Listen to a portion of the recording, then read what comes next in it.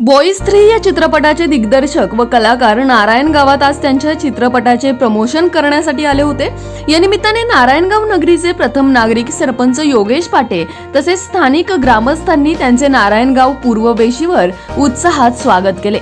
याप्रसंगी चित्रपटाचे दिग्दर्शक विशाल देवरुखकर, चित्रपटातील मुख्य कलाकार पार्थ भालेराव, सुमंत शिंदे, स्नेहल छिंदम, प्रतीक लाड तसेच आपला पहिलाच चित्रपट असलेली विदुला चौगुले या कलाकारांबरोबरच ग्रामपंचायत सदस्य ज्योती दिवटे, गणेश पाटे, संतोष दांगट, बाळा वाव्हळ, निलेश दळवी, सागर दहीतुले, विकास फुलसुंदर, ईश्वर पाटे, सागर कुलकर्णी, लक्ष्मी थिएटरचे संचालक श्री व सौ विकी खैरे, प्रवीण जगताप, प्रदीप भुजबळ आदी मान्यवर या प्रसंगी उपस्थित होते।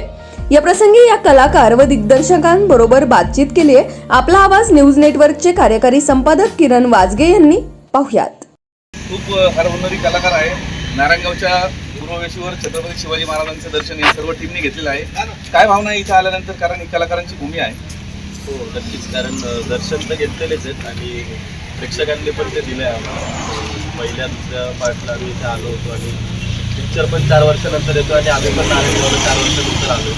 खूप मजा आली। मागच्या वेळेस आम्ही लीलायमला जेवलो होतो, आज भुजबळ बंधूला जेवलो आणि इथे आल्यावर एक पॉझिटिव्ह फिलिंग येते आणि सगळी आपली टीम असते बरोबर असता, पण आपण इथे नाही तर असे सगळे 10-15 लोक होते आमच्याबरोबर, बरोबर फोटो काढले, सगळे बरोबर होतो आणि फिल्म त्यांना आवडली आहे सगळे म्हणत आहेत। आणि होपफुली बॉईज 3 जेव्हा तुम्ही बघाल, बॉईज 3च्या शेवटी अजून एक संदेश आहे, जसं एक फिल्मसाठी संदेश आहे पण अजून एक संदेश आहे प्रेक्षकांसाठी, तो तुम्हाला शेवटी कळेल आणि तुम्हाला हे पण कळेल की आम्ही नारायणगावला पुढे कधी नक्की आहे। सुपर श्रीराज हे खाण्यासाठी नारायणगावात प्रसिद्ध आहे। माझ्यासोबत आहेत मृदुला।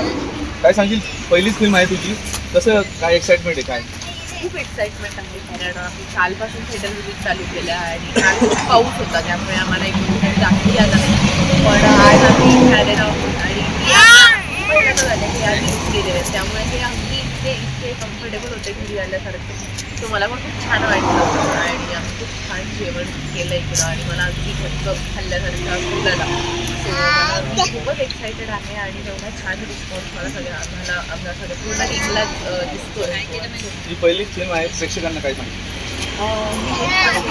गेल्या काही कोरोनाच्या काळामध्ये आपल्याला सवय झाली नव्हती की आपण थिएटरमध्ये जाऊन फिल्म बघत होतो आणि एक आपण मिस केलेला मुद्दा म्हणजे फिरणं। जर या दोन्ही गोष्टी तुम्हाला एकत्रित अनुभवायच्या असतील तर बॉईज 3 तुम्हाला कर्नाटकाची ट्रीपही होईल आणि तो अनुभव हा थिएटरमध्ये घेण्यासाठीच आहे। या पहिल्या देखील चित्रपटात बॉईज असेल, बॉईज 2 असेल, बॉईज 3 असेल, बॉईज आता 3 आहे, यामध्ये धिंगाणा घालणारा पार्थ भालेराव अर्थात ढुंगे आपल्यासोबत आहेत। काय भावना आहे तुझ्या मनात, काय सांगशील?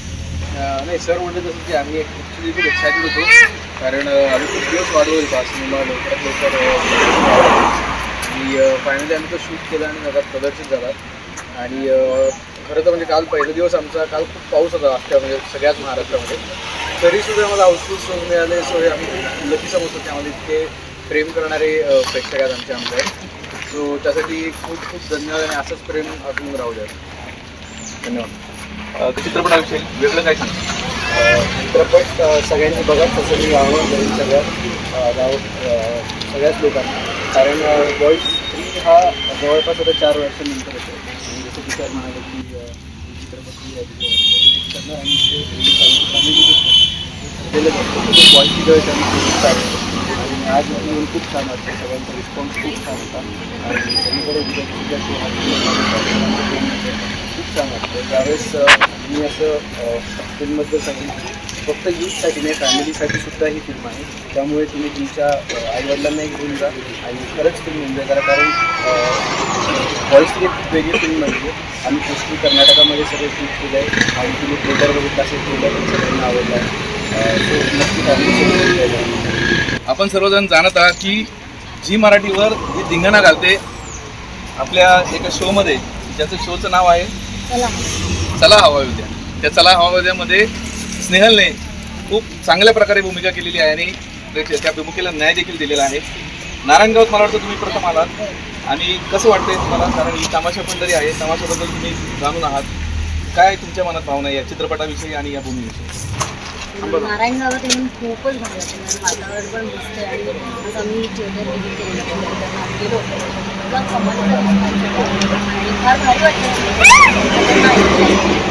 आणि खूप कमालीचा रिस्पॉन्स तिथून आला होता.